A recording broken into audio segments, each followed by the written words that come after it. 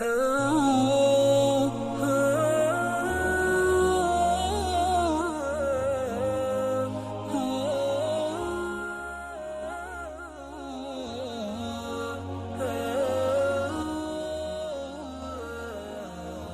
دفعہ سیدنا عمر فاروق رضی اللہ تعالیٰ عنہ نے تازہ مچھلی کھانے کی خواہش ظاہر فرمائی۔